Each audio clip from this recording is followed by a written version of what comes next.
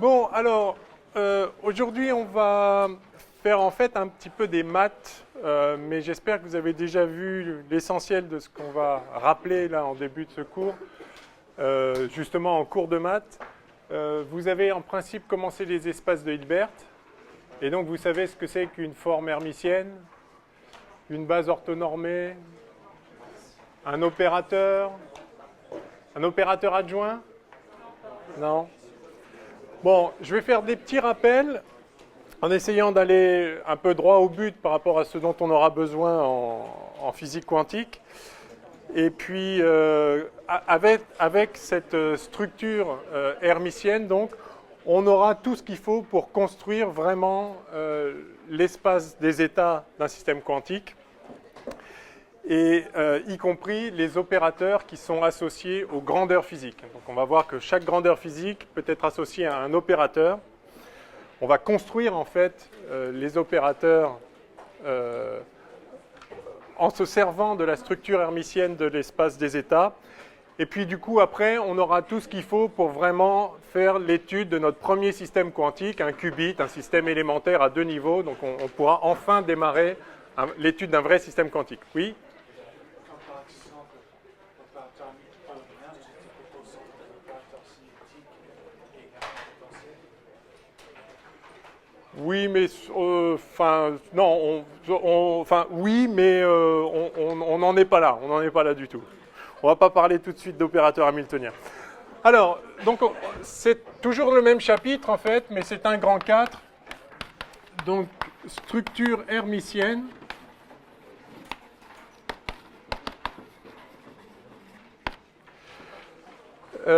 Et donc, bon, j'appelle ça rappel. Je ne sais pas qu'est-ce qui sera vraiment un rappel ou qu'est-ce qui sera nouveau pour vous, mais ce n'est pas un cours de maths, donc je ne vais pas être peut-être aussi rigoureux qu'on pourrait l'être en mathématiques, encore que. Il y a beaucoup de définitions et je pense qu'il y a énormément de choses auxquelles vous êtes déjà habitués, hein, parce que vous avez l'habitude de manipuler des produits scalaires. Et d'ailleurs, on va commencer par la notion de produit scalaire sur un espace vectoriel réel. Donc, produit scalaire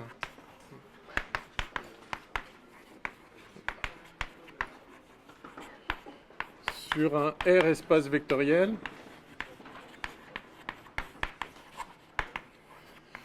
Donc un R espace vectoriel, c'est simplement un espace vectoriel dont le corps des scalaires est le corps des nombres réels. Hein. On appelle ça comme ça. Alors, la motivation, je pense que vous l'aviez compris à l'issue du dernier cours, je peux la rappeler. La motivation, c'est d'essayer de donner une notion de continuité dans l'espace des états, de façon à traduire la continuité de l'évolution des systèmes en physique. Hein. On ne passe pas d'un état à un autre état qui est distant de l'état initial sans passer par des états intermédiaires qui sont voisins. Mais vous voyez donc qu'il faut donner une notion de distance dans un espace vectoriel, distance entre deux vecteurs, une distance entre deux nombres réels, ça on connaît, une distance entre deux vecteurs. Pour pouvoir définir ça, on a besoin justement d'un produit scalaire auquel on va associer une norme. Vous avez dû voir probablement déjà les espaces de Banach en maths ? Non ? Ah bon ? Bon, c'est pas grave, c'est pas grave. Oublions, on va passer directement aux espaces hermitiens en fait. Alors, petite définition. Donc, qu'est-ce que c'est qu'un produit scalaire ? Formellement, c'est une forme bilinéaire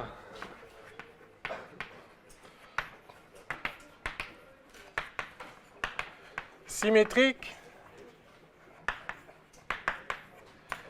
définie positive.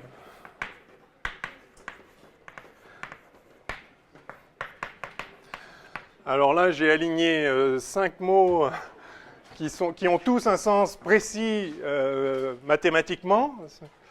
Alors, une forme, qu'est-ce que c'est qu'une forme ?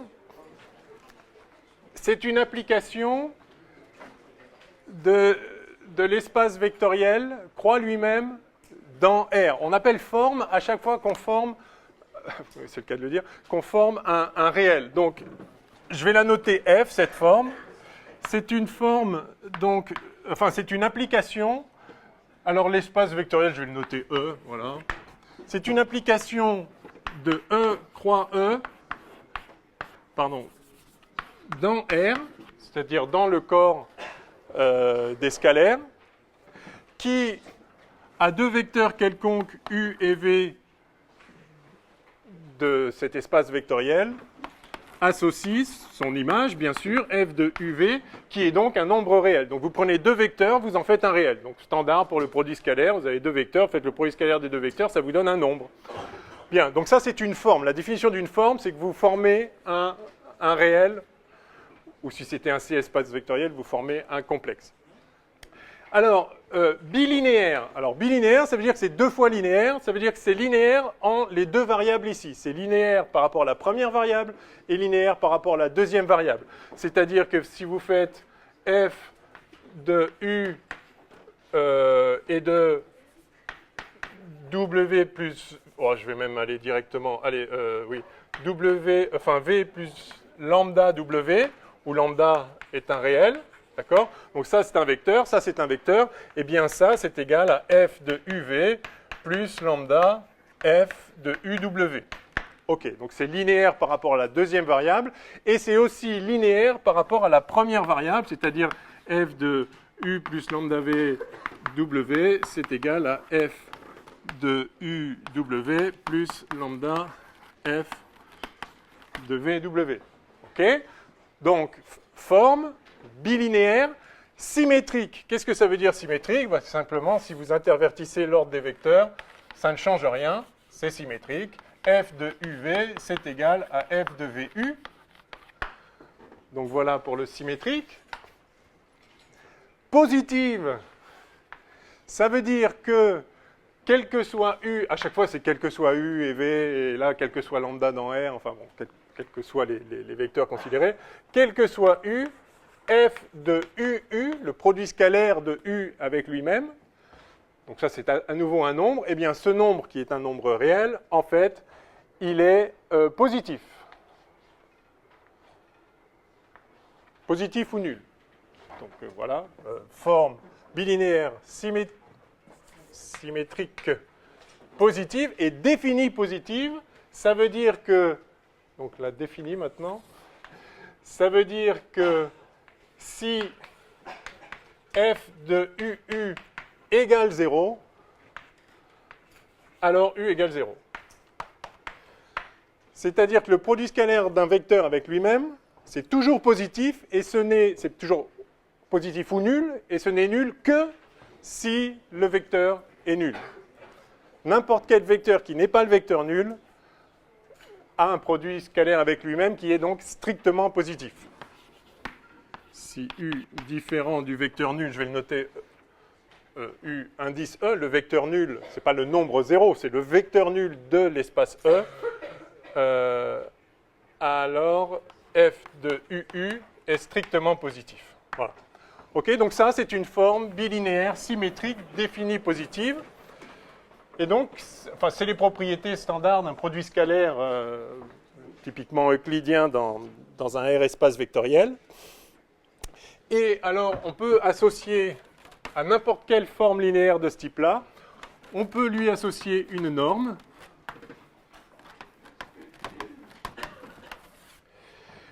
Et la norme est définie de la façon suivante. Alors, on la note en général avec des doubles barres verticales comme ça. La norme de U, pour n'importe quel U dans l'espace vectoriel, on définit la norme de U comme étant le produit scalaire de U avec lui-même. Oui. Oui, pardon, ça c'est la norme au carré. Merci. Donc racine. Merci. Je fais souvent cette erreur. C'est effectivement la racine de f de u, ou norme de u au carré égale f de u, comme vous voulez. Je vais peut-être le noter comme ça. Bon, enfin, oui. La norme, c'est donc... Alors, la norme est donc un nombre positif, oui. En l'occurrence, lorsque f est une forme bilinéaire symétrique définie positive, ça, c'est une vraie norme, c'est une norme au sens plein du terme. Donc, je ne sais pas si vous vous souvenez de la définition de la norme. Donc, une norme, c'est quelque chose qui est... c'est une fonction de l'espace vectoriel dans R. Donc à chaque vecteur, ça associe un nombre réel, positif, toujours positif. Et puis ça vérifie que la norme de lambda U, c'est valeur absolue de lambda, ou module de lambda si on est dans C, fois U. Ça vérifie absolument l'inégalité triangulaire. Donc la norme de U plus V, c'est toujours inférieur ou égal à la norme de U plus la norme de V. D'accord? Et puis, je crois que c'est tout. D'accord, bon, les propriétés d'une norme, donc je pensais que vous aviez revu ça en maths. Ouais, bon, d'accord. Mais vous n'avez pas vu les espaces de Banach? Oh bon, ok. Un espace de Banach, c'est juste un espace vectoriel avec une norme, mais qui est complet pour sa norme. Bon, c'est pas grave. Peu importe.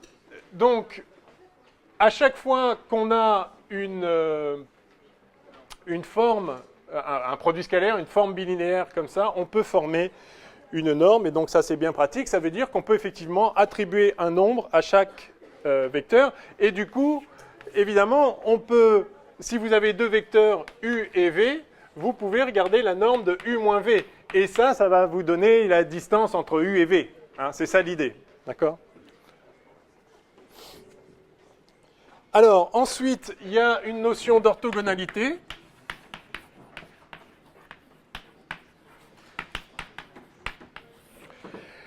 Si vous avez donc un produit scalaire, vous pouvez définir que le vecteur U est orthogonal au vecteur V, pour U et V dans l'espace vectoriel, si et seulement si, c'est une définition, f de UV égale 0.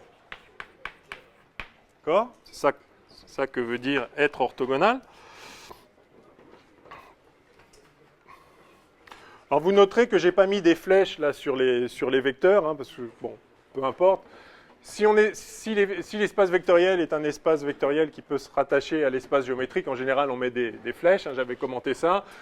Lorsque on prendra comme espace vectoriel l'espace des états, chacun des vecteurs représentera un état et sera noté plutôt sous forme de quête, mais peu importe, donc là je ne mets pas de signe particulier. En tout cas, ça veut dire être orthogonal.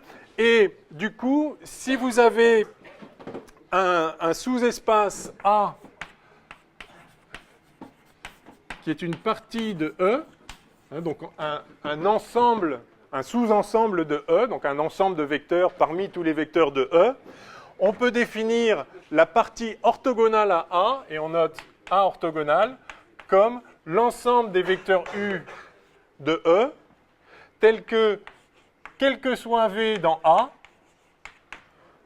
U scalaire V égale 0, c'est-à-dire f de UV égale 0.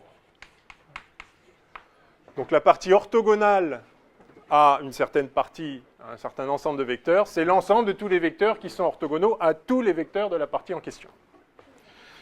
Ok, oui.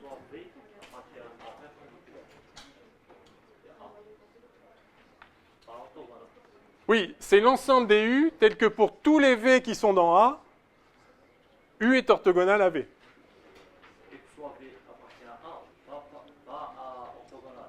Et non, A orthogonal, c'est l'ensemble des vecteurs qui sont orthogonaux à tous les vecteurs de A. Ok ? Ok. Et puis, enfin, la dernière chose que je voulais vous rappeler... Ah, oui, oui, on appelle du coup une famille orthogonale.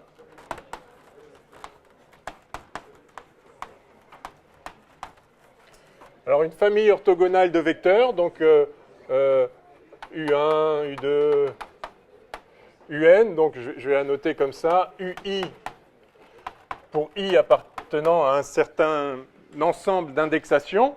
Cet ensemble peut être fini, peut même être infini dénombrable ici, parce que c'est une notation discrète. Donc oui, une famille est dite orthogonale si chaque paire de vecteurs dans la famille est orthogonal. C'est-à-dire, quel que soit I et J, dans I, enfin dans I carré, F de UI, UJ égale 0. C'est-à-dire, ils sont tous orthogonaux 2 à 2. Quoi d'autre?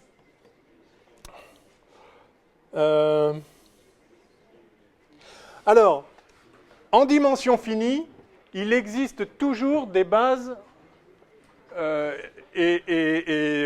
des bases orthogonales. Donc, en dimension finie, il existe des bases orthogonales, et même d'ailleurs orthonormées.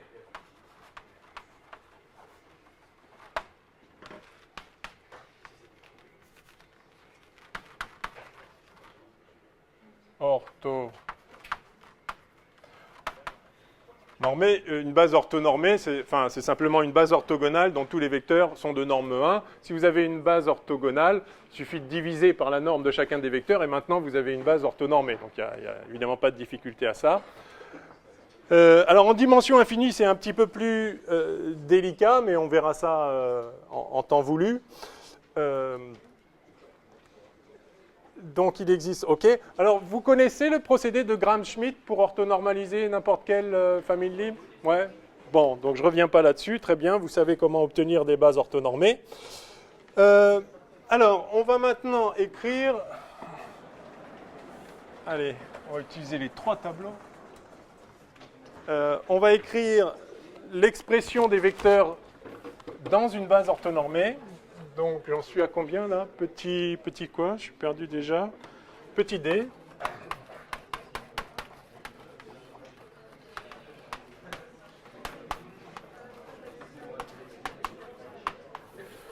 Je note ON comme ça pour orthonormer.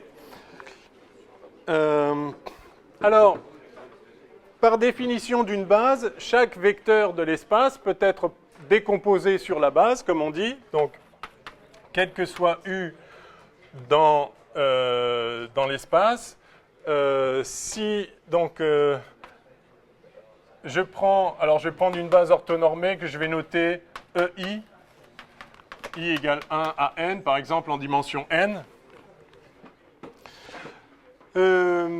Donc, quel que soit U dans l'espace, il existe un jeu unique de nombres U1, U2, U3, U4, UN, qui sont les composantes de U sur la base EI. Donc, il existe un unique jeu de vecteurs U1, U2, UN, tel que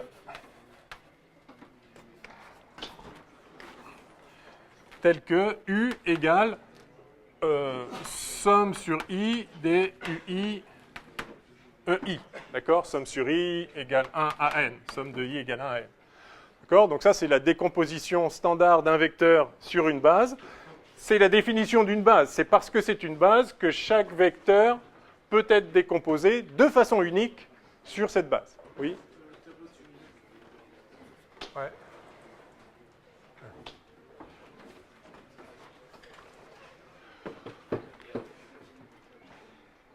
Très bien. Alors, maintenant, si vous avez deux vecteurs U et V dans E, alors, ce vecteur-là, du coup, on peut le représenter comme un vecteur colonne. Vous avez l'habitude de ça. On peut écrire U égale U1, U2, UN.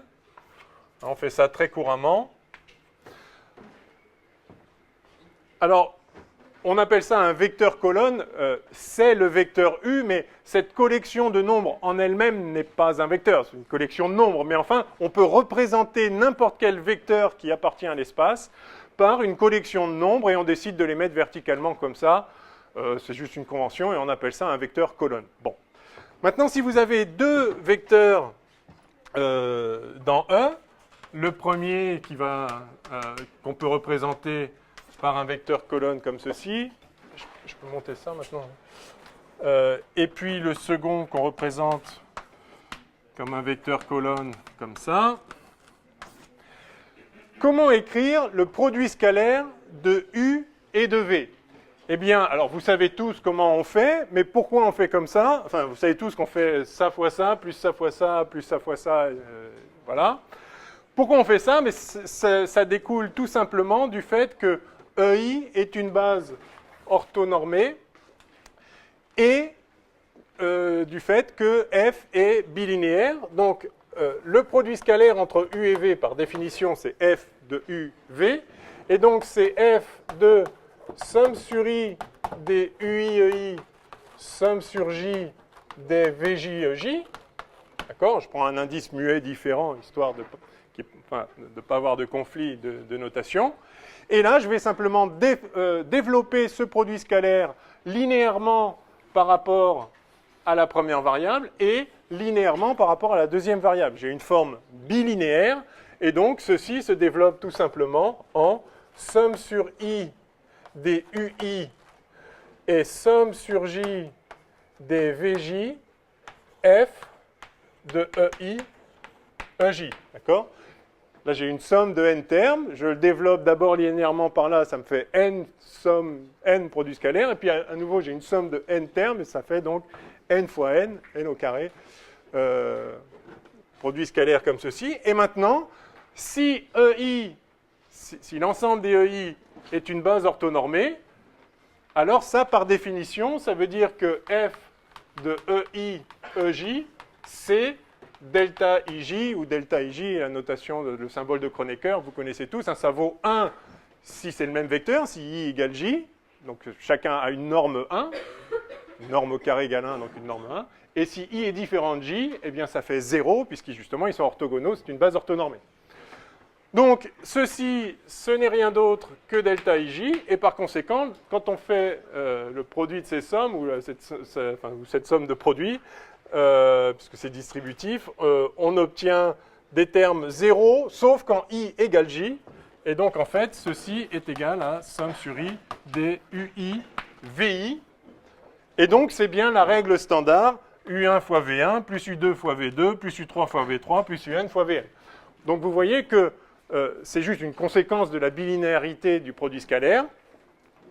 Et ça veut dire aussi que cette procédure pour faire le produit scalaire ne vaut que dans une base orthonormée, bien sûr. Hein, si vous écrivez les coordonnées d'un vecteur dans une base qui n'est pas orthonormée, ce qui est parfaitement possible, n'importe quelle base, vous pouvez décomposer un vecteur sur n'importe quelle base, d'accord? Mais si la base n'est pas orthonormée, alors attention, le produit scalaire ne s'écrira pas comme ça. Bref, on travaille en général avec des bases orthonormées, et lorsque c'est le cas, eh bien, le produit scalaire peut s'écrire de cette façon-là. Vous êtes habitués à ça aussi. Quoi d'autre? Eh bien, je crois que c'est tout. Alors, évidemment, vous savez qu'on note ça U scalaire V pour des vecteurs géométriques. Hein. Ici, espace géométrique. Je mets des guillemets à géométrique, enfin, j'avais commenté ça. Et on verra comment on note ça dans le cas des vecteurs d'état. Bien, alors, c'est tout pour ce rappel. Pas de questions à ce stade? C'est bon? Alors maintenant, on va passer au produit scalaire dans un C espace vectoriel.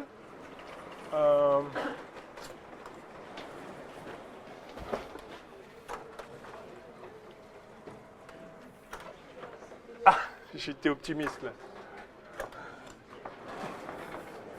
Ok, donc deuxièmement...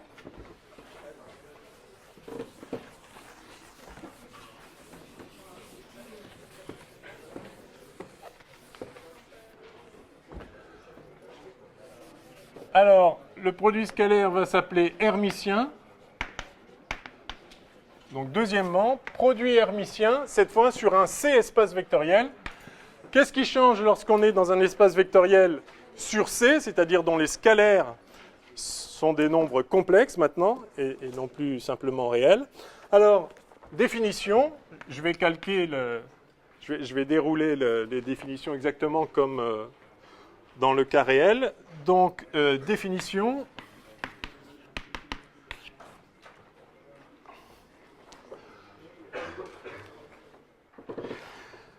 Alors, le produit hermitien, le produit scalaire sur un C espace vectoriel, ça va être une forme sesquilinéaire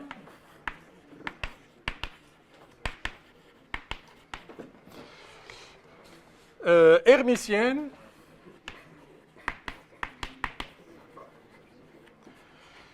définie positive.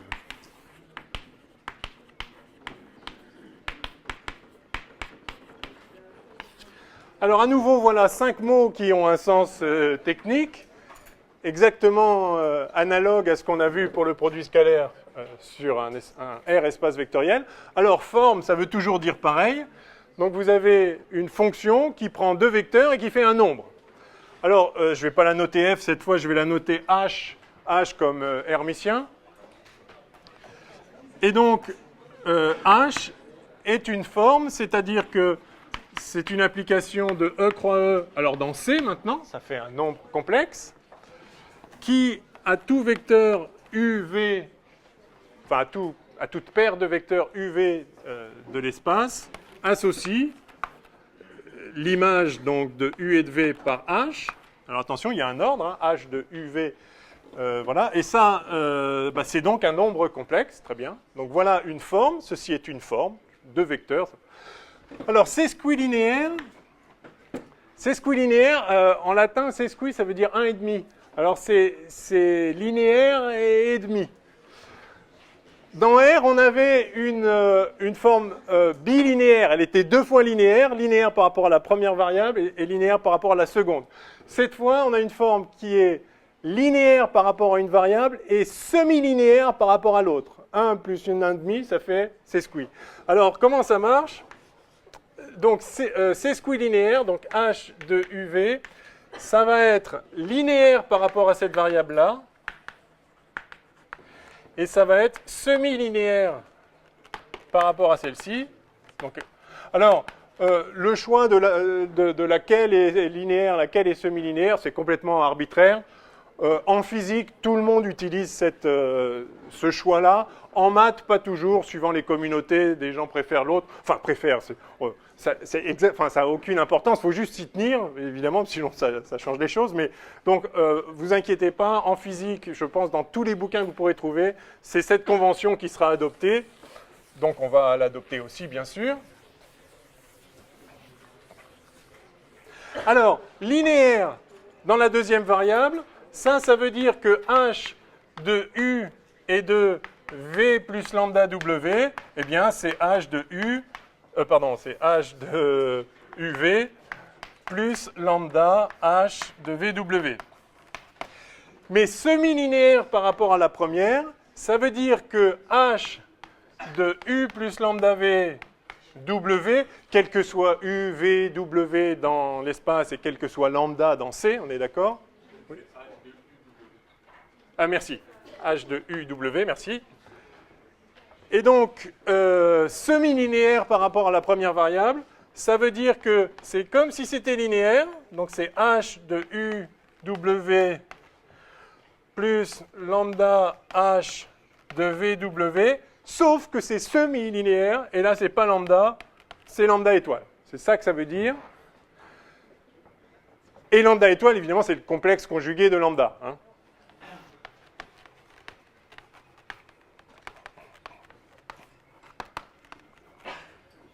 Alors évidemment, si lambda est réel, alors son complexe conjugué, c'est lui-même, et du coup, c'est linéaire. Mais justement, on est dans un C espace vectoriel, et donc maintenant, on exige cette semi-linéarité pour une raison que vous allez comprendre tout de suite. Ça va être justement pour pouvoir fabriquer une norme à partir de cette forme sesquilinéaire, à partir de ce produit scalaire. Alors j'y viens. Avant, il faut que j'explique ce que ça veut dire hermitien. Alors c'est l'équivalent dans C de symétrique. Hein. Pour un produit scalaire, on avait une forme bilinéaire symétrique définie positive. Ici, elle va être hermitienne. Alors hermitienne, ça veut dire que quel que soit U et V dans l'espace, enfin l'espace croît lui-même, eh bien H de V et de U, c'est H de U et de V. Ça, ce serait ça si c'était symétrique, mais c'est pas symétrique, c'est ça s'appelle hermitien. Donc, si vous invertissez l'ordre des deux vecteurs, vous obtenez le complexe conjugué. H de UV, c'est un nombre complexe, et si vous inversez l'ordre, vous avez le complexe conjugué. Bon, voilà. Alors, pourquoi ça ? Pourquoi c'est ça qui est pratique ? Eh bien, tout simplement parce que ça vous garantit que ça permet de former une norme au sens où du coup, quel que soit U dans E, H de UU, c'est-à-dire le produit scalaire d'un vecteur, n'importe lequel, avec lui-même, c'est bien un nombre réel. Puisque du coup, H de U, c'est égal à H de UU étoile, puisque là, je peux dire que je les ai intervertis, les deux vecteurs. H de U égale H de U étoile, un nombre qui est égal à son complexe conjugué, c'est un réel. Et donc, par conséquent, H de UU est un réel, et donc je peux définir une norme comme étant la racine, enfin la norme de chaque vecteur comme étant la racine carrée de son produit hermitien avec lui-même. Et vous voyez que si j'imposais juste la symétrie et pas l'hermiticité, je ne pourrais pas fabriquer une norme. Hein. Donc c'est tout simplement ça. Si vous êtes dans C, vous avez une forme dans C, ça vous produit un nombre complexe, mais avec un nombre complexe, vous ne pouvez pas faire une norme. Donc en fait, il faut prendre cette précaution. Il ne faut pas qu'elle soit symétrique, il faut qu'elle soit hermitienne. Ça s'appelle forme hermitienne. N'importe quelle forme qui vérifie cette propriété s'appelle hermitienne. Bon, et puis définie positive, oui. Mais on ne pourrait pas utiliser simplement le fait qu'elle soit hermitienne pour démontrer qu'elle soit sesquilinéaire. Oui, alors c'est une bonne remarque. Non, mais c'est une bonne remarque. Effectivement, enfin oui, si, pardon, oui, si. L'hermiticité ici est évidemment compatible avec cette propriété-là. Si vous avez H de U plus H de U et de V plus lambda W qui vaut ça, alors, je vais prendre une autre couleur parce que sinon ça va commencer à être confus, si ça ne l'est pas déjà. H de V plus lambda W et de U, là j'ai juste interverti les deux vecteurs, par conséquent j'obtiens exactement le complexe conjugué de ce que j'avais ici. Donc j'obtiens le complexe conjugué de ça. Donc j'obtiens H de UV étoile plus lambda étoile, je prends juste le complexe conjugué de ça, H de UW étoile. Oui, donc non par rapport à votre question, mais oui au sens où si c'est hermitique, vous voyez que ça, c'est H de VU, et que ça, c'est, quand je dis ça, c'est avec l'étoile, et tout ça, c'est H de WU, puisque j'intervertis, je prends le complexe conjugué. Et donc, j'obtiens bien cette relation-là. Donc, c'est pour ça qu'il faut que ce soit sesquilinéaire et pas linéaire des deux côtés. C'est que si c'est hermitique, alors ça ne peut pas être linéaire de l'autre côté. Donc oui, si peut-être, oui, je ne sais plus ce que vous avez dit, enfin, peut-être on peut démontrer ça à partir de l'hypothèse d'hermiticité. Oui, en fait, oui, d'accord, je crois que c'est ça que vous vouliez dire. Donc si c'était hermitique et linéaire par rapport à la deuxième variable, alors c'est semi-linéaire par rapport à la première, en fait, c'est ce qu'on voit ici, hein, d'accord ?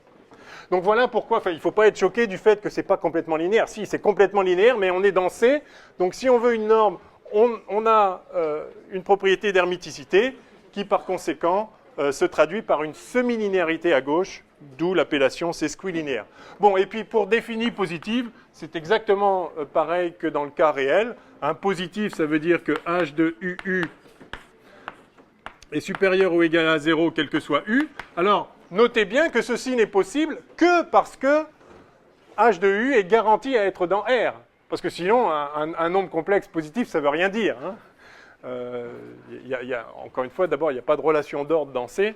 J'en ai déjà dit un mot. Voilà. Donc, elle est positive parce que ça, c'est sûr que c'est réel. Et donc, enfin, une forme est positive lorsque ce nombre réel se trouve être toujours positif. Et elle est définie positive si H de U égale 0 équivaut à U égale 0. OK ? Bon, et ben voilà, on est armé. Alors, il y a aussi la même notion d'orthogonalité, bien sûr, dans l'espace vectoriel complexe. Alors, oui, enfin, je vais peut-être faire la norme associée aussi. Allez.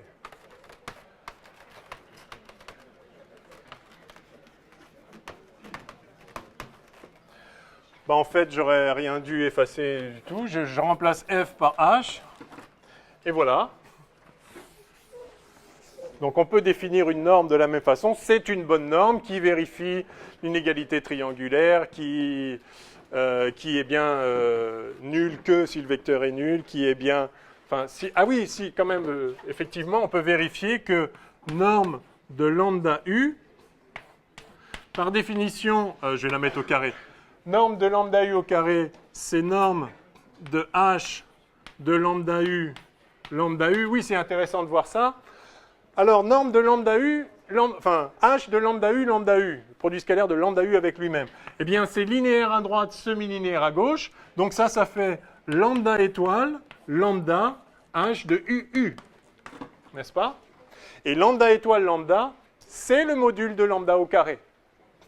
Donc ça, c'est module de lambda carré, h de uu, c'est-à-dire module de lambda carré, norme de u au carré. Et par conséquent, on obtient bien la relation souhaitée,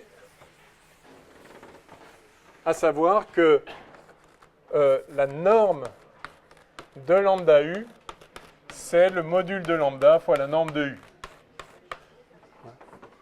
Leurs carrés sont égaux, alors ça pourrait être plus ou moins ça, mais non, la norme d'un vecteur, par définition, c'est positif. Donc voilà, on obtient cette propriété-là qui donc satisfait ce qui est requis pour une norme. Bien. Alors, petit c, à nouveau l'orthogonalité.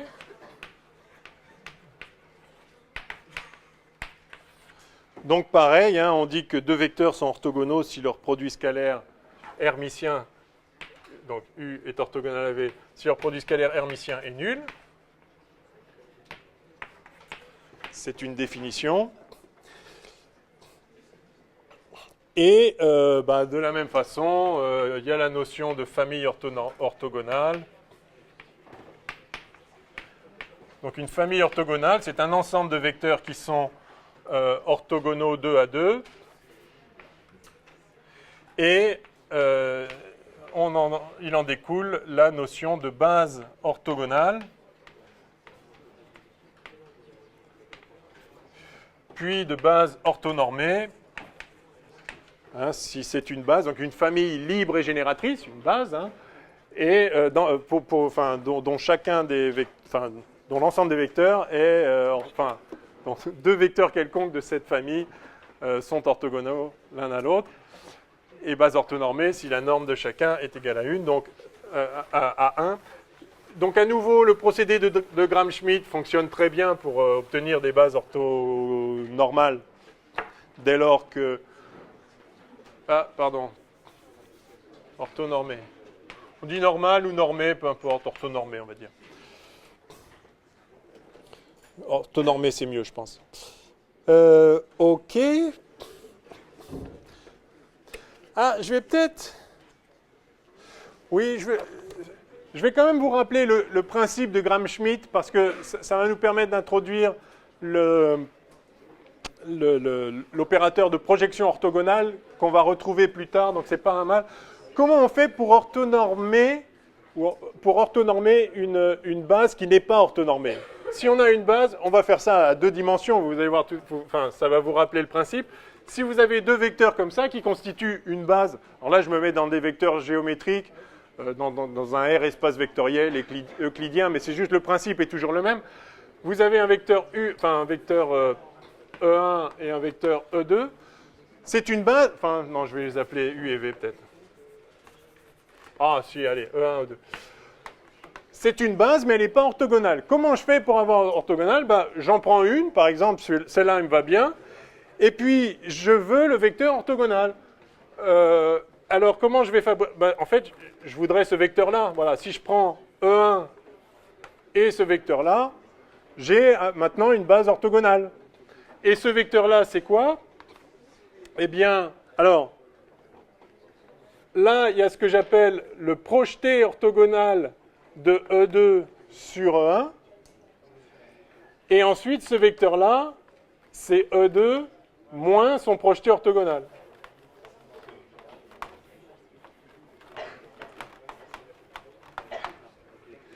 Alors, comment on fait ça? Eh bien, en fait, vous avez...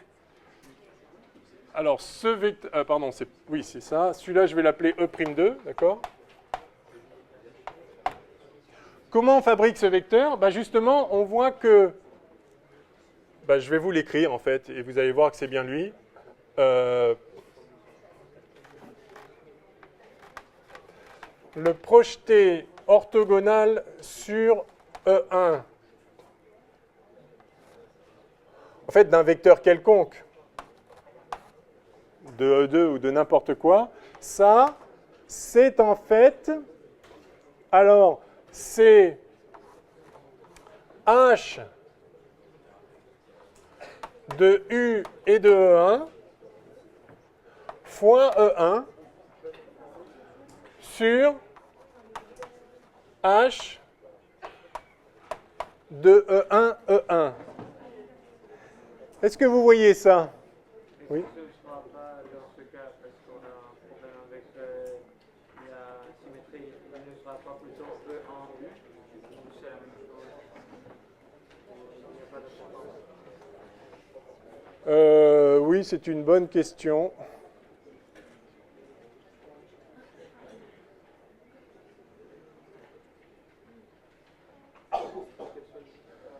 Ah, vous avez raison.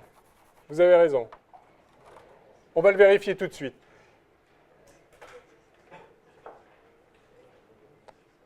Ah. Vous savez quoi? Je vais faire encore plus général. Excusez-moi si vous avez déjà écrit ça. On va projeter U. Ouais, allez, si, tant pis. OK. Donc, E1U, on va le tester, celui-là. Si je fais maintenant... Donc, si ça, c'est vrai, alors U moins le projeté orthogonal de U sur E1 doit être orthogonal. Donc, le vecteur moins son projeté orthogonal doit être orthogonal à E1. Donc, c'est ça la question. Est-ce que c'est bien vrai, ça? Ben, pour le savoir, il suffit de prendre le produit scalaire de lui, et on va voir si ça fait 0. Alors, H, produit scalaire, donc c'est H de U moins le projeté orthogonal, donc c'est-à-dire H de E1U. Je vais le faire dans l'autre sens, comme ça on aura des choses linéaires. Je vais faire le produit scalaire de E1 et de l'autre. Évidemment, hein, si ça fait 0, si j'intervertis, ça fait 0 au complexe conjugué, ça fera 0 aussi. Ce sera juste éventuellement plus simple. J'en sais rien, peut-être même pas, enfin peu importe. Je calcule ce produit scalaire. Donc par linéarité, ça fait H de E1U moins H de E1 fois ce truc-là. Enfin, H de E1 et de ce truc-là. Hein. Donc, H de E1U sur H de E1, E1, E1. Et là, je développe par linéarité. Ça fait H de E1U moins... Alors, ça, c'est un nombre que je sors. H de E1U sur H de E1, E1 fois H de E1, E1. Eh bien, vous voyez que ça, divisé par ça, ça fait 1.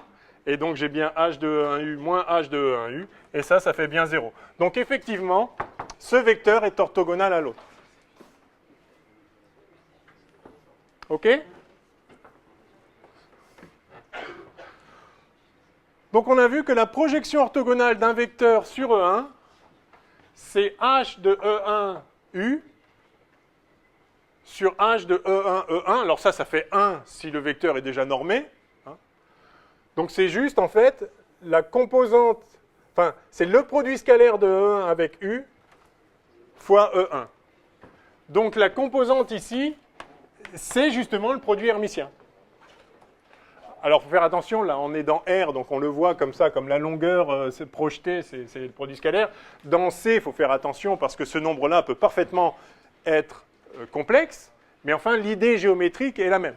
En tout cas, ça vous montre qu'effectivement, à partir de deux vecteurs quelconques, E1 et un autre vecteur qui ne lui est pas orthogonal, c'est très facile d'en faire un qui est orthogonal. Il suffit de lui retirer sa projection orthogonale.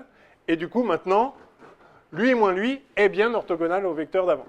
Et donc, si vous avez une dimension n, maintenant, vous refaites la procédure n fois, ou n moins une fois, et vous obtenez une base orthonormale. C'est ça l'essence du procédé de Gram-Schmidt. Enfin, c'est ça exactement le procédé de Gram-Schmidt. Oui ?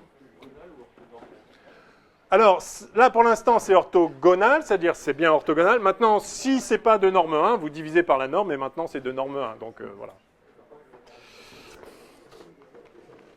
OK ? Bien. Alors, voyons maintenant, on va continuer à dérouler l'analogie avec ce qu'on avait avant. Donc, on va... Oui ?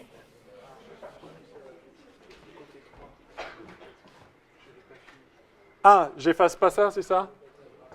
OK. Là, c'est bon, là? Bon, je vais m'arrêter par là.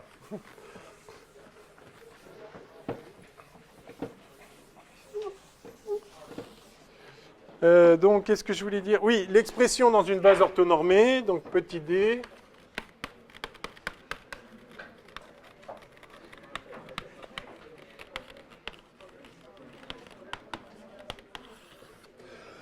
Alors, à nouveau, si vous avez une base orthonormée, que je vais encore appeler EI, pour I égale 1 à n, je reste en dimension finie pour l'instant. On verra, j'espère que vous allez voir quand même en maths comment traiter le cas de la dimension infinie. Vous avez déjà vu tout ce qui s'appelle inégalité de Bessel, base de Hilbert, tout ça, ça vous parle? Base de Hilbert sans inégalité de Bessel? Ah bon? Les sommes partielles de Fourier, ça vous dit quelque chose? Comment vous avez introduit les bases de Hilbert, en fait? Ah ouais, d'accord.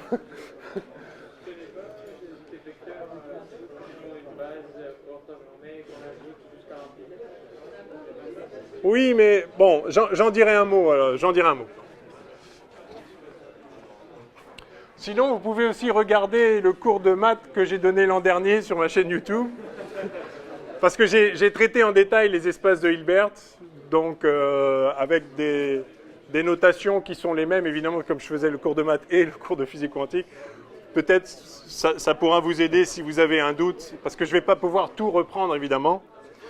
Donc si jamais en maths, cette année, vous ne faites pas tout à fait les mêmes notations, dites-le moi d'ailleurs, parce que je peux m'adapter, bien sûr. OK, alors, donc vous avez un vecteur U dans l'espace, et donc si ça c'est une base, eh bien vous pouvez évidemment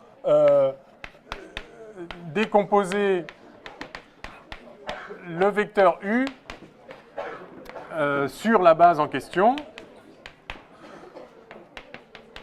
Donc il y a un unique jeu de nombres U1, U2, Un, qu'on peut appeler coordonnées de U sur la base E1, En. Et donc, de la même façon que tout à l'heure, on peut représenter le vecteur U par ce qu'on appelle un vecteur colonne, c'est-à-dire les N coordonnées disposées en colonne, avec des parenthèses de chaque côté. Donc, voilà une représentation du vecteur U.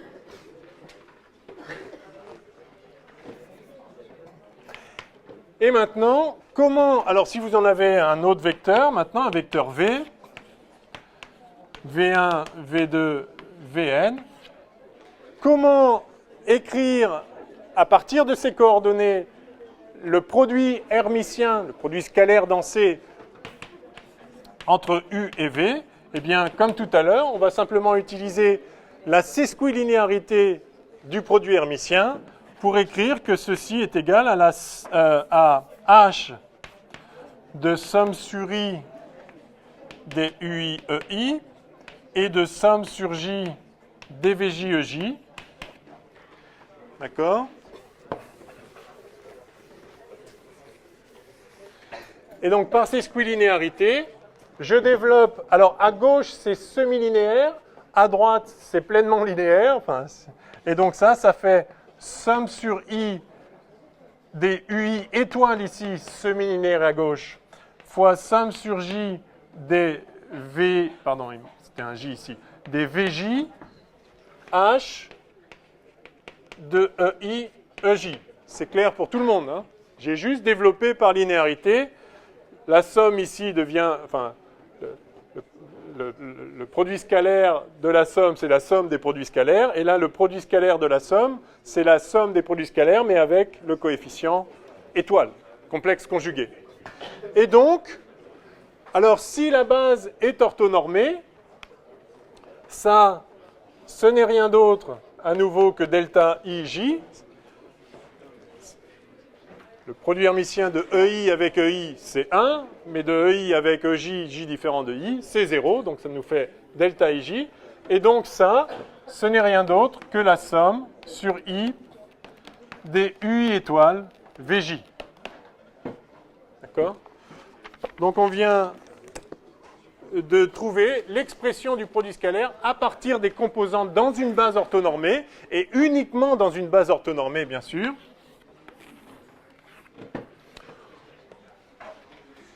Et donc, faites bien attention, hein, le produit scalaire de ce vecteur-là avec celui-là, ce n'est pas U1V1 plus U2V2 plus etc. plus UNVN, c'est U1 étoile V1 plus U2 étoile V2 plus etc. plus UN étoile VN.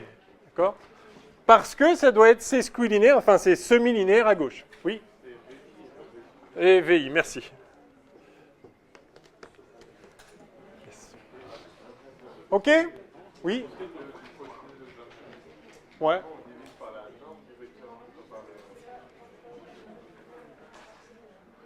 Bah si, vous voyez, ça marche. Pas par la norme au carré, vous voulez dire? Bah si, parce que c'est aussi le produit vectoriel sur EI. Donc, enfin, si vous pensez au produit scalaire, c'est le produit des normes, enfin, standard, c'est le produit des normes fois le cosinus. Et donc, il y a déjà la norme de 1 aussi à côté. Bah, de toute façon, on l'a vu, hein, on a montré que ça... Enfin, le produit hermitien de ça avec ça, ça fait 0. Donc c'est bon.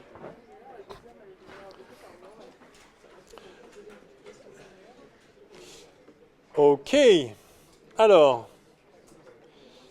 quoi d'autre? Alors, on va passer maintenant à la notation spécifique pour les vecteurs d'état. Je peux effacer là maintenant, c'est bon? Oui, pas de protestation? Alors c'est bon.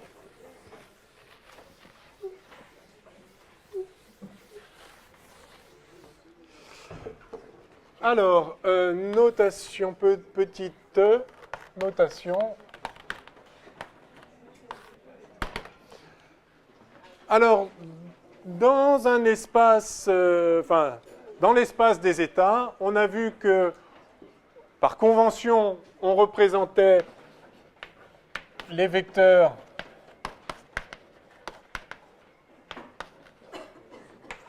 par des quêtes.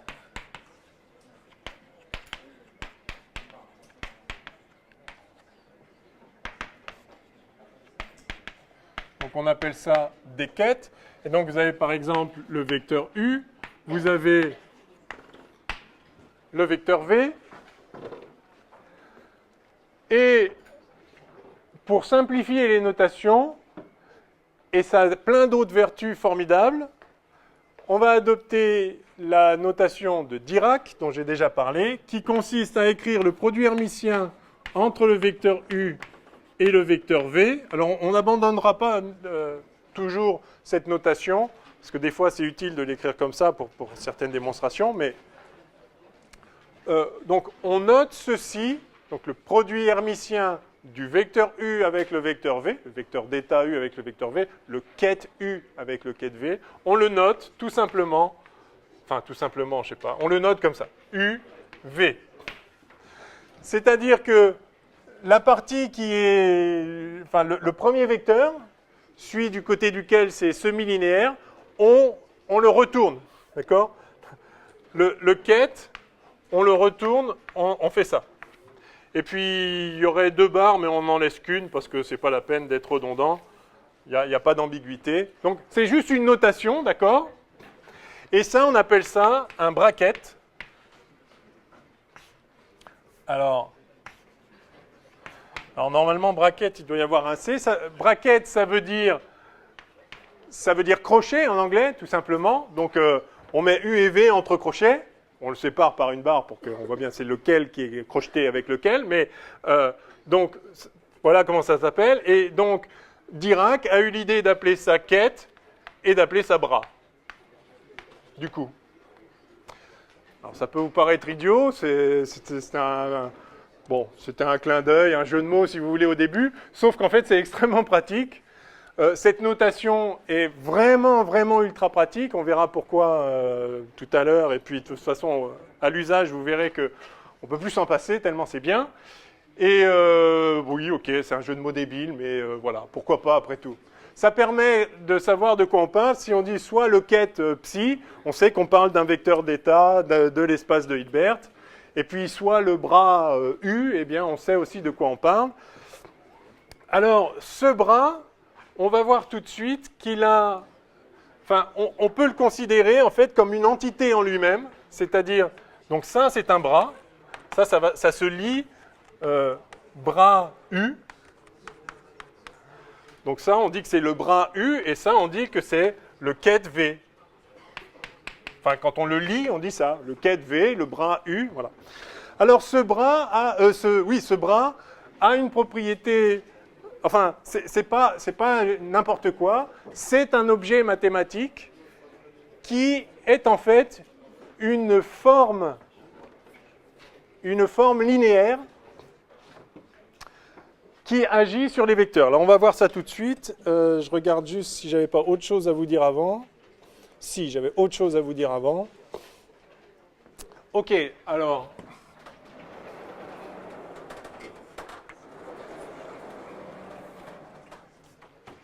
Yes.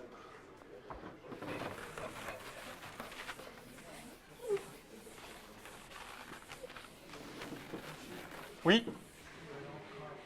Ok.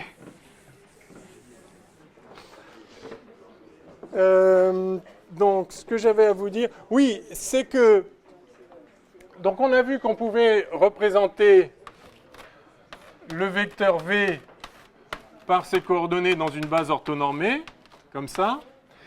Eh bien, on va pouvoir représenter le bras U, donc ça c'est le quête V, et vous voyez que si je représente le bras U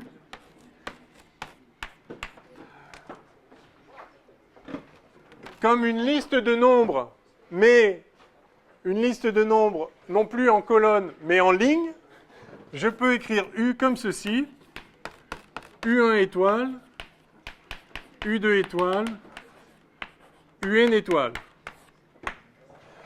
Donc ça, on appelle ça un vecteur colonne.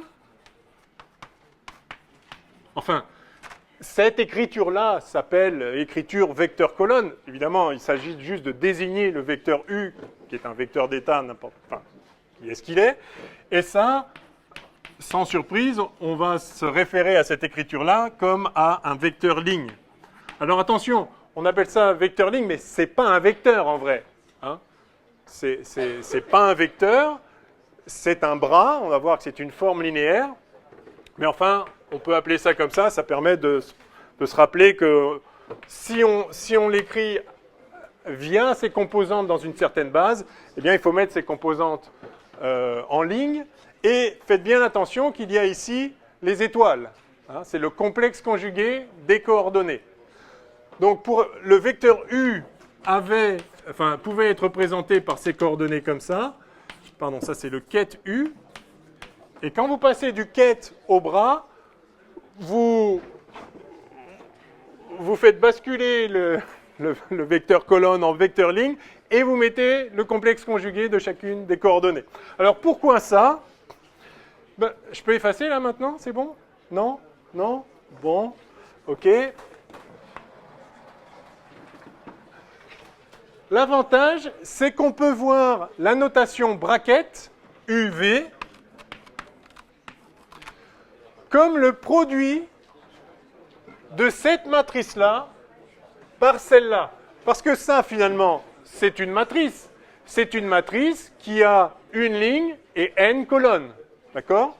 Donc ça, c'est une matrice 1, n. Vous êtes habitué à cette notation, une matrice NP à n lignes, P colonnes, d'accord? Donc ça, ok, c'est une ligne de nombres, mais si on veut être un peu pédant, c'est une matrice 1n avec une ligne et n colonnes.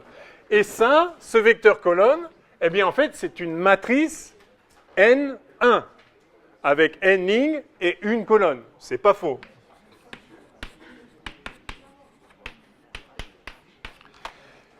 Eh bien, vous pouvez faire le produit de la matrice 1n par la matrice n1. Vous savez que de manière générale, vous pouvez faire le produit d'une matrice, je ne sais pas, mn par une matrice np, et ça vous donne une matrice mp. Vous connaissez tous le produit des matrices. Vous développez la première ligne sur la première colonne, puis la première ligne sur la deuxième. Vous faites la somme des produits. Enfin bon, produit de matrice. Eh bien, maintenant, si vous voyez, si vous effectivement vous considérez ce bras comme une matrice 1n, un vecteur ligne, et ce quête comme une matrice n1, un vecteur colonne, eh bien, vous pouvez faire le produit de l'un par l'autre. Si vous l'écrivez comme ça va vous faire U1 étoile, U2 étoile, UN étoile, fois V1, V2, Vn. Et si vous faites ce produit de matrice, eh bien ça fait ça fois ça, plus ça fois ça, plus ça fois ça, plus ça fois ça. Et ça, c'est bien le produit scalaire. Donc ça fait somme sur I des U étoile VI, qui est bien le produit scalaire UV. Donc vous voyez qu'avec cette notation, ça marche.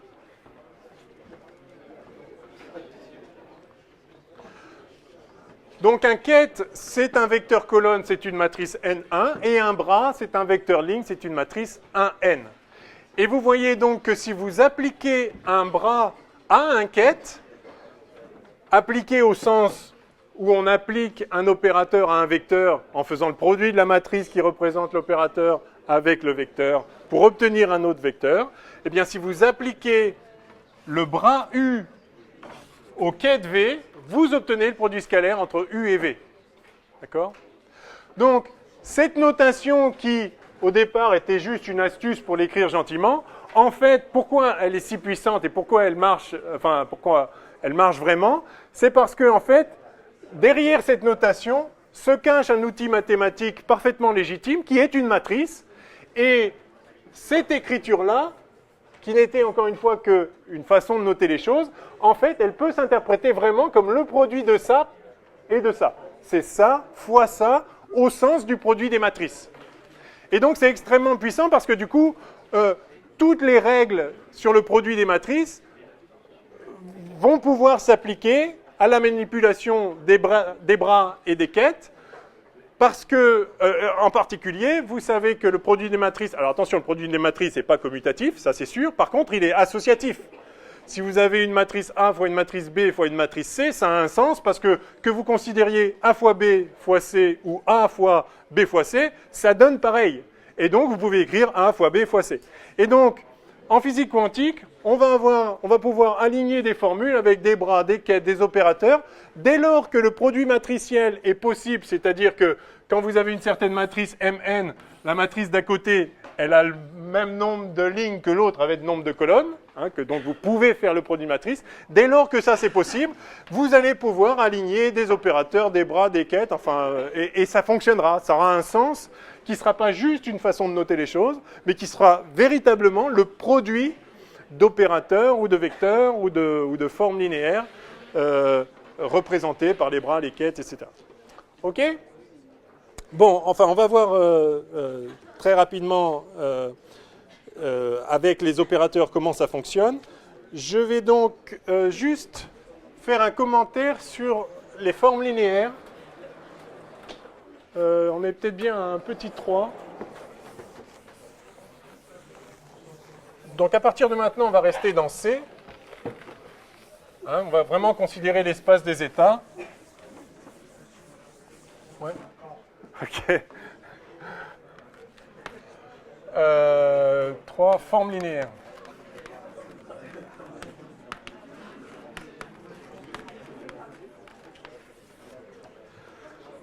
Alors, on a vu les formes bilinéaires et les formes sesquilinéaires. Donc une forme bilinéaire, c'était une application de E croix E dans R, ou dans C si elle est sesquilinéaire. Là, on a une forme linéaire. À nouveau, forme, ça veut dire qu'on va dans le corps des nombres, des scalaires. Donc la forme linéaire ici, c'est simplement une opération, enfin une application de E dans C. Je vais la noter petit f, à pas confondre avec la forme linéaire de tout à l'heure. Je pourrais l'appeler autrement, je sais pas, je vais l'appeler petit l si vous préférez.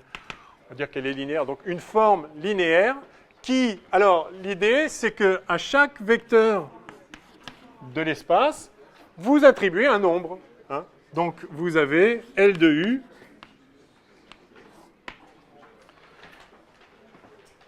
qui est un nombre. Tiens, je vais l'appeler V. Non, allez, je vais l'appeler U. Pardon. Ok.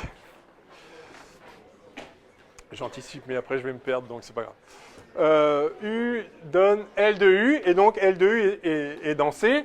Et dire que la forme est linéaire, c'est dire que cette application est linéaire par rapport à U.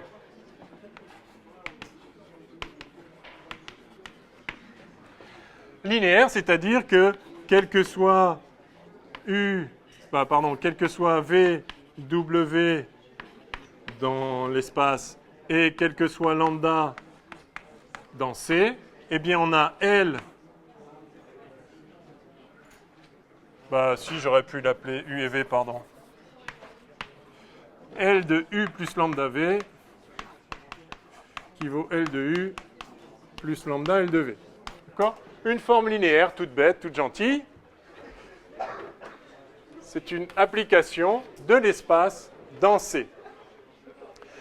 Eh bien, je voudrais attirer votre attention sur le fait que le bras U est une forme linéaire, en fait.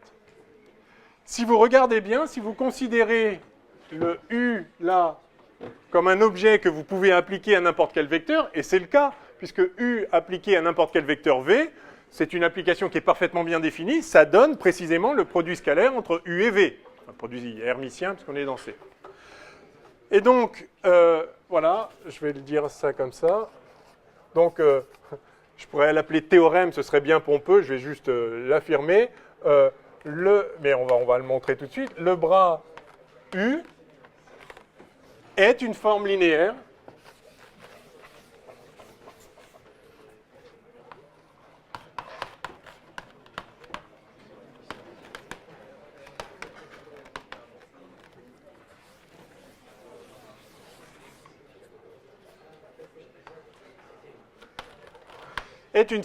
sur E, montrons-le.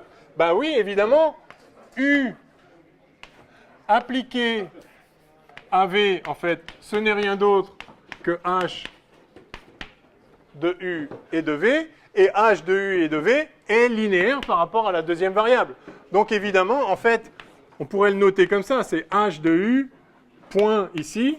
Hein, on note souvent ça comme ça.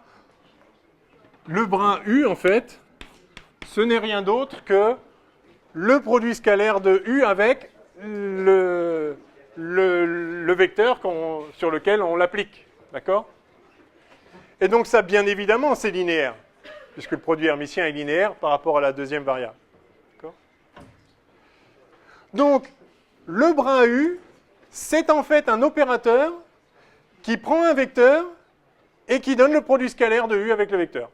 Enfin, ou du vecteur avec le U. Enfin, dans cet ordre-là, évidemment, c'est hermitien, donc c'est dans ce sens-là, sinon ce serait le complexe conjugué. Donc le bras U, c'est l'application qui a un vecteur donne U scalaire le vecteur. Donc le bras U, appliqué au quai de V, donne le bracket UV. Et ça, c'est linéaire. Donc ce bras, c'est pas n'importe quoi, c'est mathématiquement une application linéaire de E dans C, et ça s'appelle une forme linéaire par définition. OK ? Alors, ce qui est très très fort, c'est qu'il y a un théorème, pas compliqué en dimension finie, pas très compliqué non plus en dimension infinie, qui s'appelle le théorème de représentation de Riesz. Je ne sais pas si vous avez déjà entendu parler de ça.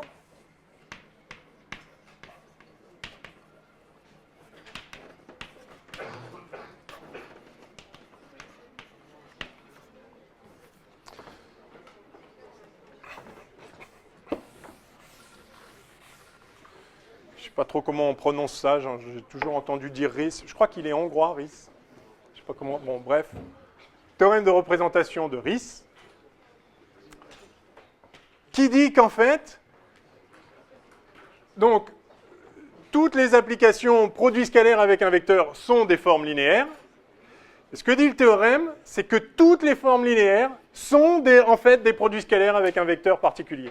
Il n'y a pas d'autre façon de faire une forme linéaire sur l'espace vectoriel que de choisir un vecteur et faire le vecteur avec le produit scalaire avec ce vecteur. C'est très fort, c'est en quelque sorte la réciproque de cette évidence-là. Donc, le théorème nous dit que toute forme linéaire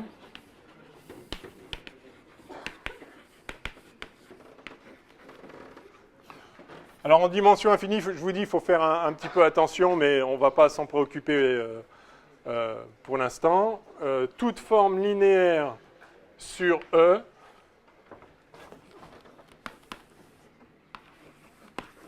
est en fait un produit hermitien, enfin, est en fait un bras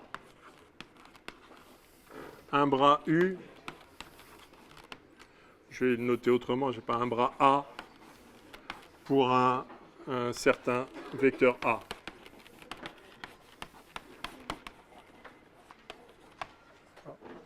Il n'y a pas d'autre forme linéaire, c'est-à-dire une application linéaire qui prend des vecteurs et qui en fait des nombres. Il n'y a pas d'autre façon de le faire qu'en faisant un produit scalaire, un produit hermitien en l'occurrence, un produit scalaire hermitien. C'est très fort.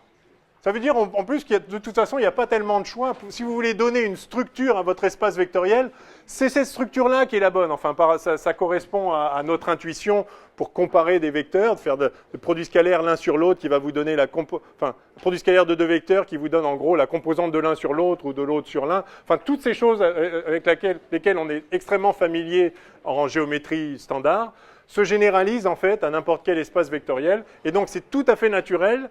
Dans la mesure où on a identifié que l'espace des états est un espace vectoriel, parce que ça c'est la conséquence du principe fondamental, comme quoi dès que vous avez deux états, vous pouvez en faire des combinaisons linéaires. Donc l'espace des états est un espace vectoriel, et évidemment, c'est très naturel de lui donner une structure d'espace hermitien qui vous permet de comparer les vecteurs et d'écrire des composantes des uns sur les autres en termes d'un produit scalaire qui fournit une norme, et qui donc une notion de distance, et donc de continuité, etc., etc. Tout le reste en découle en fait de façon très simple. Oui ? En fait, je n'ai pas compris. Pourquoi est-ce que le bras est une forme linéaire? On n'a pas le problème de l'étoile? Ben non, vous voyez que si vous faites U appliqué à V plus lambda W, peut-être j'aurais dû l'écrire effectivement, ça fait UV plus lambda UW, parce que c'est linéaire par rapport à la deuxième variable. C'est H de UV plus lambda W, ça fait H de UV plus lambda H de UW. Donc vous voyez, enfin c'est vrai que j'aurais sans doute dû l'écrire, vous voyez qu'on peut manipuler ces bras et ces quêtes comme des matrices standards. Hein. U appliqué à cette combinaison linéaire, eh bien c'est U appliqué à V plus lambda U appliqué à W, ça marche quoi. D'accord ? Mais ça marche parce que c'est des matrices en fait. Ok. Donc toutes les formes linéaires s'écrivent en fait comme le produit scalaire avec un certain nombre. En dimension finie, la démonstration elle est triviale parce que c'est simplement l'espace des formes linéaires, c'est l'espace, enfin c'est le dual de l'espace vectoriel. Vous avez sans doute entendu, enfin vous avez déjà fait de l'algèbre linéaire, vous avez introduit en fait l'espace des formes linéaires. C'est ça qu'on appelle le dual. Et vous savez bien que le dual d'un espace vectoriel a la même dimension que l'espace vectoriel lui-même. Et donc, une base de l'espace dual, et ça c'est important, donc si vous avez, je vais me mettre là, si vous avez une base E1, E2, En de l'espace vectoriel E, eh bien son espace dual, c'est-à-dire l'espace des formes linéaires sur cet espace, donc ça c'est E, qui a pour base ceci. L'espace dual, vous savez qu'on le note E étoile, rien à voir avec le complexe conjugué, hein, en fait, aura une base qui est le bras associé à E1, c'est-à-dire la forme linéaire qui fait le produit scalaire du vecteur avec E1, le bras associé à E2 et le bras associé à En. Voilà une base de l'espace dual. Et donc, n'importe quelle forme linéaire, si vous avez une certaine forme linéaire, eh bien justement, donc je vais la noter A, le théorème de Riesz nous dit que c'est un bras, eh bien ce bras peut se développer sur la base, je ne sais pas, je peux l'appeler donc alpha 1 E1 plus alpha 2, pardon, E2 plus etc. alpha n En.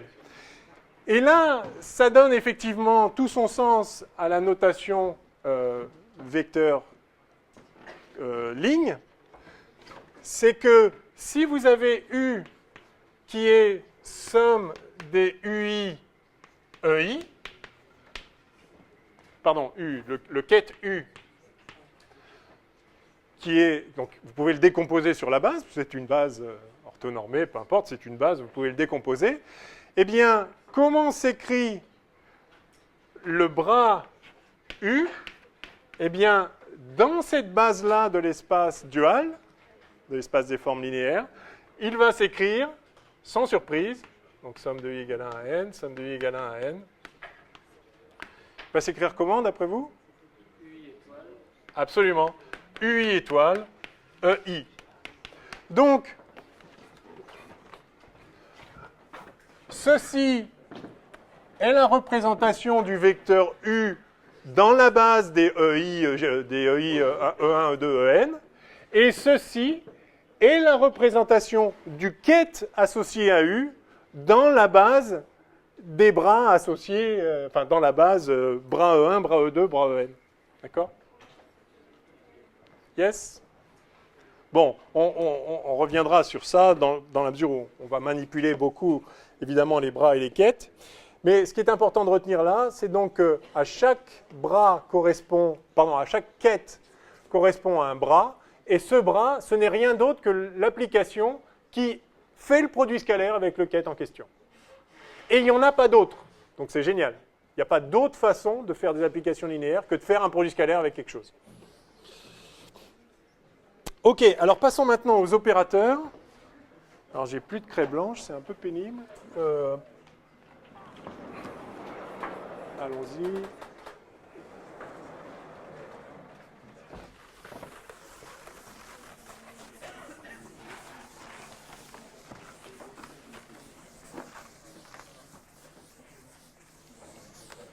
Alors, quatrièmement, opérateur. Non. Non, pas tout de suite. Si, quatrièmement, opérateur linéaire.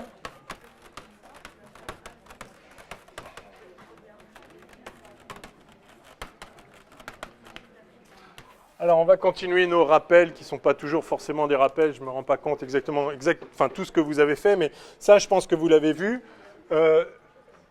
Opérateur linéaire, donc petit a, définition.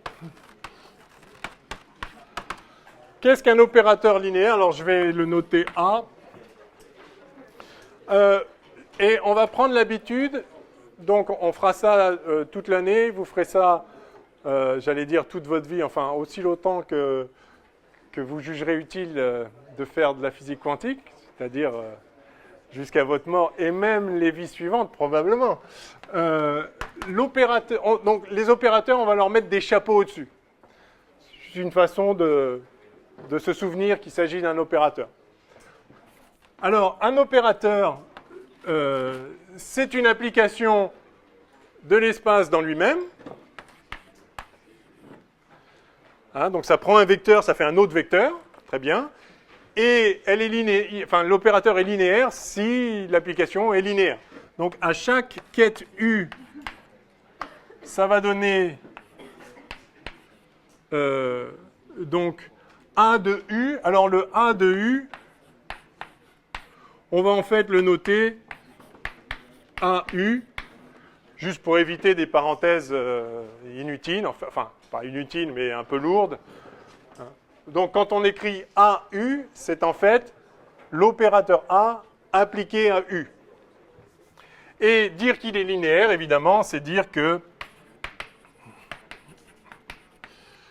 A appliqué à U plus lambda V, c'est A appliqué à U plus lambda A appliqué à V. Bien. Jusque-là, tout va bien. Et maintenant, on va pouvoir écrire la représentation matricielle. Donc, vous avez déjà fait de l'algèbre linéaire, donc rien de ce qu'on va écrire là ne vous surprend. Ne vous surprendra.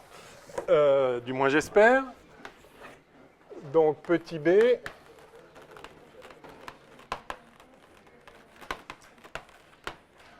Représentation matricielle. Alors, le point clé, c'est que si vous avez une base EI de l'espace vectoriel, si vous connaissez l'action de l'opérateur A sur tous les vecteurs de base, s'il y a n dimensions, il y a n vecteurs de base, si vous connaissez l'image de E1, E2, E3, En par A, alors vous pouvez déterminer l'image de n'importe quel vecteur par l'opérateur A, simplement par linéarité. Donc, la connaissance de A appliqué à EI pour tout I caractérise entièrement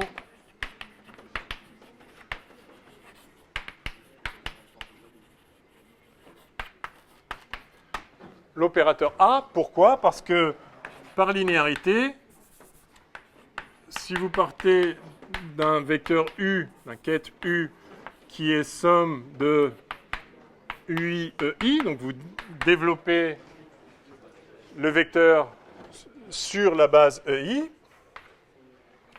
alors A appliqué à U, ce n'est rien d'autre que somme sur I, pardon, que A appliqué à somme sur I dUI EI, et donc par linéarité, ceci fait somme sur I dUI A appliqué à EI.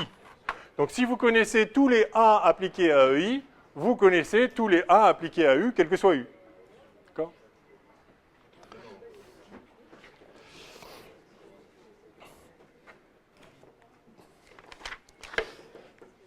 Alors, le truc, c'est que A appliqué à EI, bah, c'est un vecteur. Il est ce qu'il est, ça dépend évidemment de l'opérateur linéaire.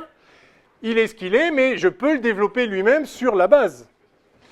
Donc,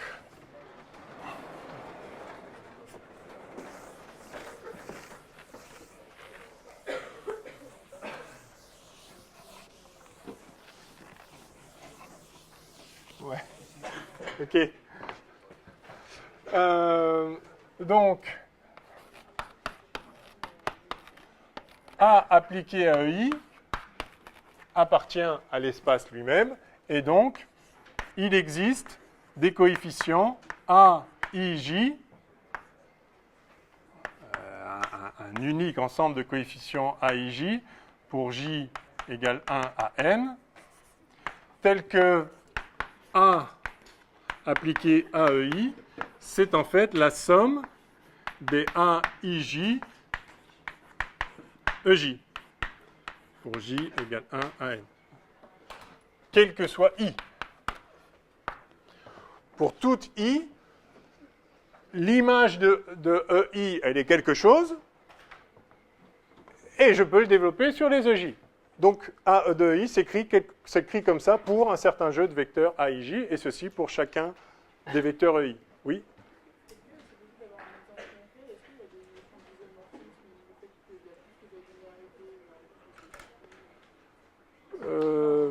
Je ne suis pas sûr de comprendre.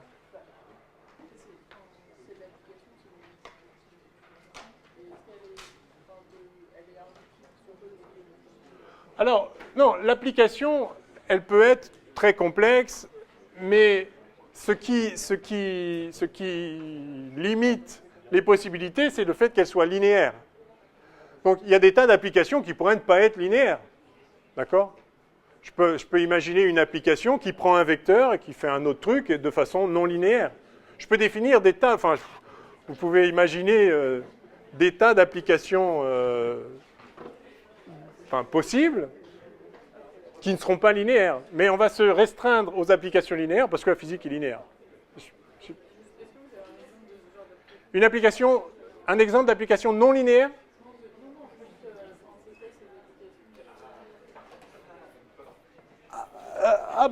N'importe quel opérateur, en fait, vous allez voir, parce qu'on va l'écrire sous forme matricielle et vous allez reconnaître, vous allez reconnaître ça tout de suite. Ok, non, par exemple, une rotation. Prenons des vecteurs dans l'espace géométrique, ce vecteur-là, et puis je fais la rotation d'un angle θ par rapport autour de cet axe-là. Et bien, si je fais ça, voilà, j'ai un certain vecteur. Maintenant, si je prends ce vecteur-là, j'ai un autre vecteur. D'accord ? Donc, la rotation, l'opérateur rotation qui a un vecteur donne l'image par la rotation est une application. Alors, il se trouve qu'elle est effectivement linéaire, celle-là. Ou bien la translation. Je prends un vecteur, puis j'en fais un autre. Ça, c'est une application qui est linéaire. Si je prends la somme de deux vecteurs, ça va me donner la somme des deux vecteurs aussi. Donc, des applications linéaires, vous en avez, ou une symétrie, ou voilà. Mais en fait, on peut imaginer, il y a beaucoup de choses qui peuvent. Si, elle n'est pas commutative, mais elle est linéaire quand même. Elle est linéaire. Ouais. Oui. On y reviendra. Mais en fait, n'importe quel opérateur linéaire peut être représenté par une matrice, c'est ce qu'on est en train de voir là, et n'importe quelle matrice fournit un opérateur linéaire sur l'espace vectoriel. Donc, il y en a une quantité, enfin, je veux dire, c'est colossal. Vous pouvez imaginer des tas d'opérateurs. Alors, pourquoi on peut représenter ça par une matrice ? Parce que maintenant, si vous appliquez cet opérateur A à un vecteur quelconque, là, on est d'accord, c'est l'action de A sur les éléments de la base. Mais comme je l'ai dit ici, si je connais l'action de A sur les éléments de la base, en fait, je connais l'action de A sur n'importe quel vecteur, puisque la voilà. Donc, si j'applique maintenant A à U, c'est-à-dire à somme sur I des UI EI, eh bien, par linéarité, donc c'est ce que j'ai écrit là-bas, je vais peut-être pas, si je réécris le début, donc c'est somme sur I des UI fois l'opérateur A appliqué à UI. Et l'opérateur A appliqué à EI, pardon. L'opérateur A appliqué à EI, le voici. Donc en fait, je vais l'écrire comme ça. Ça fait somme sur I de somme sur J des AIJ U, enfin des, oui, je sais pas, oui, AIJ UI EJ. D'accord ? Donc, l'image de U par A, c'est ce vecteur-là. Donc, connaître un opérateur, c'est connaître son action sur les différents vecteurs de base, c'est-à-dire connaître le jeu de valeurs A, I, J. Et si vous connaissez ça, vous connaissez l'action sur n'importe quel vecteur, voilà ce que ça donne. Eh bien, si vous avez un petit peu l'habitude de l'algèbre linéaire, vous savez bien que ça, ce n'est rien d'autre que le produit d'une matrice qui a pour coefficient AIJ et du vecteur colonne U. En effet, ça, alors, disons, c'est quoi, j'en étais où là, petit b, représentation matricielle. Donc, on peut représenter A sous la forme d'une matrice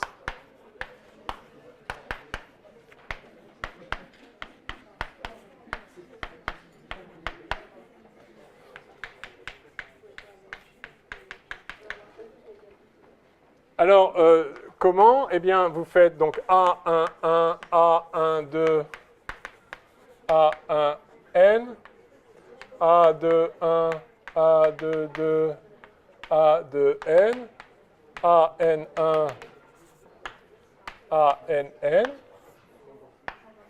D'accord? Chaque opérateur A est caractérisé par un ensemble de nombres. Je décide arbitrairement, mais parce que c'est astucieux, de représenter ces n carrés nombres, où n est la dimension de l'espace, sous la forme de cette matrice-là. Donc je les aligne comme ça. D'accord? Et si je fais ça, je vois que le produit de A en tant que matrice par le vecteur, enfin, A fois le vecteur U en tant que vecteur colonne,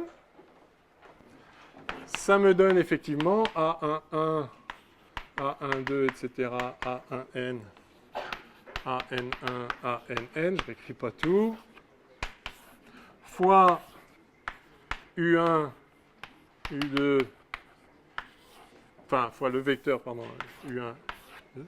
Donc là, vous avez une matrice NN, et là, vous avez un vecteur colonne N1. N ligne, une colonne.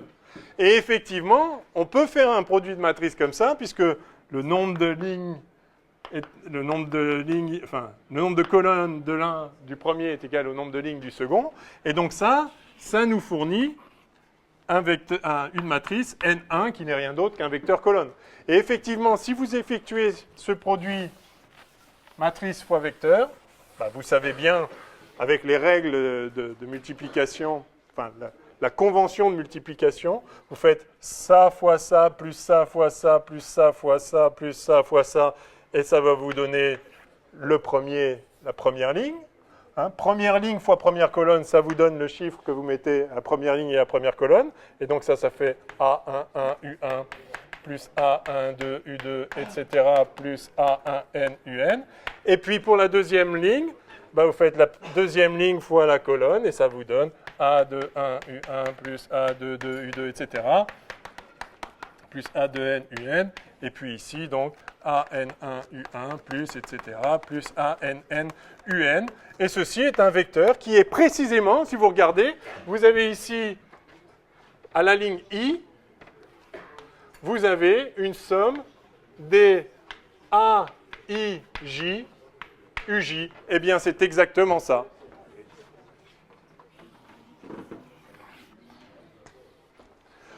Donc, effectivement, j'arrive tout de suite, l'image de U quelconque par l'opérateur A s'écrit dans la base en question comme le vecteur colonne qui a pour coordonnées exactement ce qu'on obtient en faisant le produit de la matrice A par le vecteur. Oui? C'est AJI, vous dites?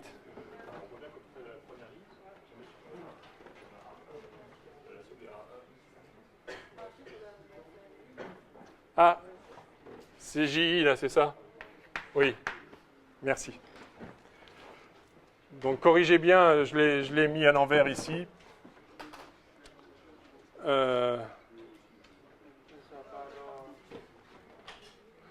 Oui, d'accord.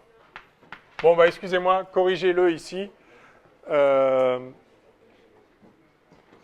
Oui, bon. Quelque part, c'est une convention, lequel on met en premier, mais je pense que c'est comme ça, que c'est bien de le faire comme ça. C'est-à-dire, on met le coefficient de la ligne en premier et le coefficient de la colonne en deuxième. On pourrait choisir l'autre, mais c'est comme ça qu'on fait tout le temps, donc je m'étais trompé ici. Excusez-moi. Corrigez-le. Oui? Pardon? Ouais.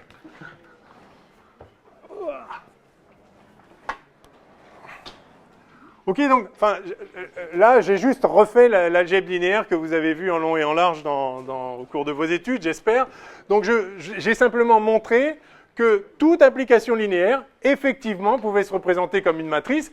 Inversement, toute matrice correspond à une application linéaire, puisque si vous faites le produit, vous prenez n'importe quel nombre ici, si vous définissez l'image d'un vecteur comme cette matrice fois le vecteur, eh bien c'est effectivement linéaire, parce que cette procédure, elle est linéaire. Si vous faites ici U1 plus lambda V1, bah, ça va, évidemment c'est linéaire, c'est juste la multiplication est distributive par rapport à l'addition et l'affaire est réglée. Donc c'est juste l'algèbre linéaire, je crains qu'il soit déjà un peu tard, c'est ça? Ah oui, il est déjà un peu tard, oui. Bon, alors, juste dernier, mais vraiment une ligne, c'est juste pour vous faire remarquer que le coefficient AJI, en fait, ce n'est rien d'autre. Pardon. Vraiment, c'est une ligne, je vous promets que c'est une ligne.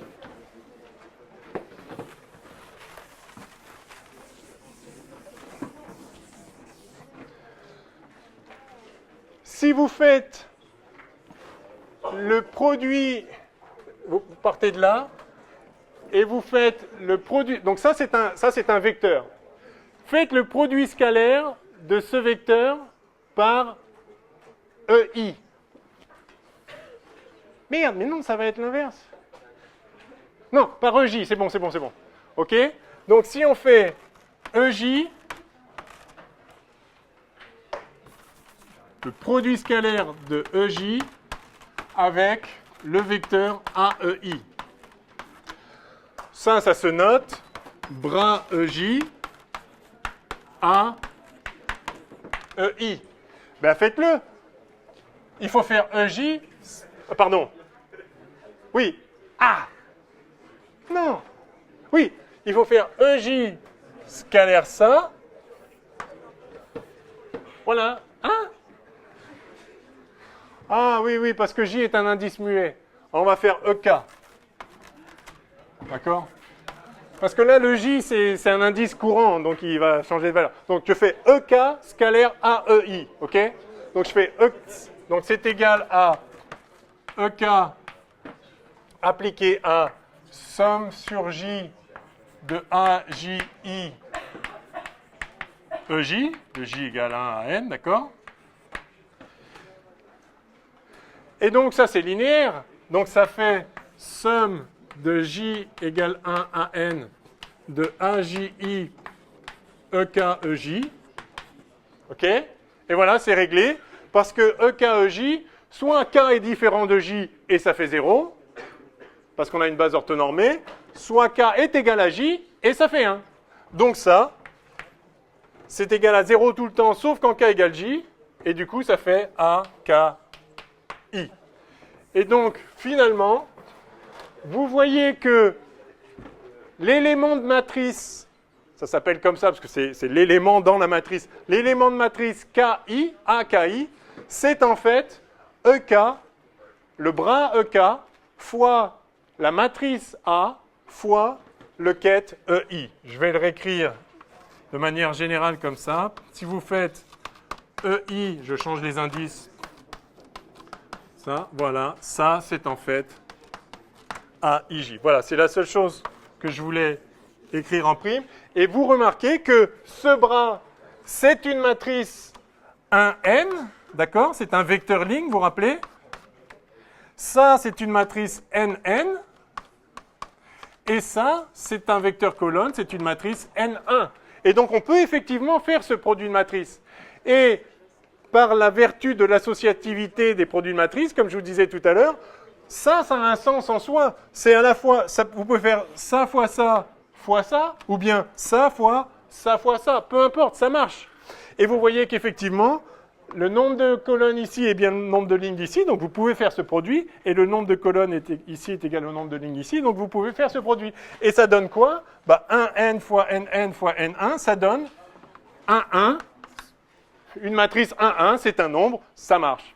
Donc, pour n'importe quel opérateur linéaire, vous pouvez le représenter comme une matrice, et l'élément de matrice sur la ligne I et la colonne J, ce n'est rien d'autre que le bras EI appliqué à A, appliqué au ket J. Bon, allez, je m'arrête là, on reverra ça. Vendredi, on finira de construire l'espace des états. Et si tout va bien, on commencera l'étude d'un spin, d'un premier qubit. À vendredi. Oui ?